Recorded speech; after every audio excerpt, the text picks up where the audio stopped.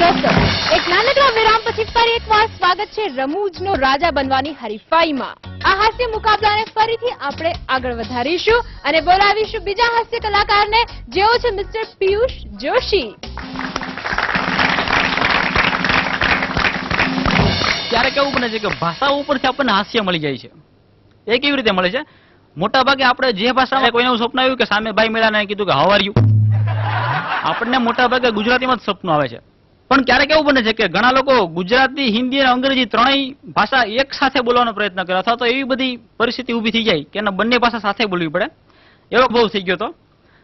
એક ભાઈને પૂછવાનું હતું કે અહીંયાથી સોમનાથ જવાનો રસ્તો ક્યાં છે, એટલે એને એમ જ જવાબ દેવાનો હતો કે અહીંયાથી તમારે સીધું જવાનું છે, ત્યાંથી ટર્ન વળાંક લેવાનો છે, અને પછી જો કદાચ તમને ખબર ના પડે તો તમે કોઈને પૂછી લેજો. પણ ભાઈને હિન્દી અને ગુજરાતી બંને ભેગું કરીને કંઈક જુદો જવાબ આપ્યો. એને એવી રીતે જવાબ આપ્યો, यहाँ से सीधा जाना, वहां से वाका वळना, हुचका न પડે તો કોક કો પૂછ લેना. આવી વાતો કરે છે. મુસાફરીમાં બહુ અનુભવ થયો, વિચિત્ર અનુભવો થાય. ઉનાથી એક વખત હું દેલવાડા જતો હતો, ત્યારે બસમાં ઉનાથી દેલવાડાની ₹1.5 ટિકિટ હતી. એસટીમાં હું બેઠી ગયો. મેં કંડક્ટરને ₹2 સિક્કો આપ્યો અને એમ કીધું કે એક દેલવાડા. એટલે કંડક્ટરે મને ₹1.5 ટિકિટ પણ આપી અને સાથે જગત ધાણાદાળ આપી. જગત ધાણાદાળ જોઈને મને નવાઈ લાગી, એટલે મેં એને કીધું કે ભાઈ આ શું કામ? તો મને કે ખાઈ જાજો, નહીતર કોકને આપી દેજો. કીધું કાંઈ વાંધો નહીં. બીજા દિવસે છે ને મેં રૂપિયાના 2 સિક્કા આપ્યા, કીધું એક દેલવાડા. વળી પાછી ટિકિટ આપી, જગત ધાણાદાળ આપી. મેં કીધું આ શું કામ? મને કે ખાઈ જાજો, નહીતર કોકને આપી દેજો. કાંઈ વાંધો નહીં. ત્રીજા દિવસે મેં વળી પાછા ₹2 આપ્યા, તો વળી પાછો જવાબ આપ્યો. ચોથા દિવસે મેં એને 3 જગત આપીને એમ કીધું કે એક દેલવાડા.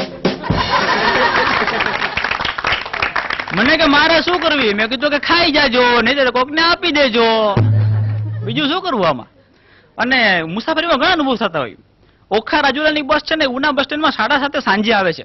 એકવાર મને રાજુલા જવું હતું, તો 5:30 બસ. કંડક્ટરને કીધું કે બસનો સમય ફેરફાર થયો? મને કે ના પંચર હતું.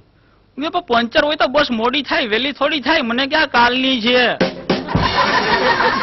કામ કરો, સાથે બોર્ડની સાથે તારીખે લખતા જાઓ.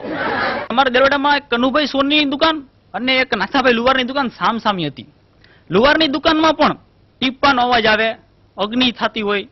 સોનીની દુકાનમાં પણ એવા જ પ્રસંગો બનતા હોય. પણ સોનાના દાગીના તેના અંદર નક્કી કર્યું કે આ બધું શું હશે. એક વખત એવું બને કે લોખંડનો કટકો ઉડીને સોનાની દુકાનમાં પડ્યો. એને સોનાને ફરિયાદ કરી કે તમે કે શાંતિથી કે બધું કરો છો, અમારે કીધે અવાજ થાય છે. પણ પછી વળી પાછળ જવાબ વાળી પણ દીધો. એ કે અમે એવું છે ને સોનાને કહી કે તમને છે ને જે એરણ ઉપર રાખવામાં આવે છે ને, એ એરણ લોખંડની છે. ઉપરથી હથોડી મારવામાં આવે ને, હથોડી પણ લોખંડની છે, એટલે અવાજ નથી આવતો. અને અમારે એવું છે ને કે અમારા ને અમારા અમને માણસ ને એટલે અવાજ આવે. હકીકત આ છે. આપ ગેરો की बातें क्या करते हैं, हमने अपने भी आजमाई है. लोग कांटों से बच के चलते हैं, हमने फूलों से भी जख्म पाए हैं. અને અંતમાં એટલું જ કહેવાનું મન થાય છે કે પરિચય છે મંદિરમાં દેવોને મારો અને મસ્જિદમાં ખુદા મને ઓળખે છે. નથી વ્યક્તિત્વ છાનું કોઈથી મારું, કે તમારા પ્રતાપે બધા મને ઓળખે છે. તમારા દર્શકો માટે પણ 4 પંક્તિ છે. તે કહ્યું આકાશને પૃથ્વીનો રચનાર છું, મેં કહ્યું હું એ શાયર છું, સર્જનહાર છું. છે સફળતા તારી ભૂમિના તખ્તા પર, તો તું એ કલાકાર છે, તો અમે કદરદાન છે.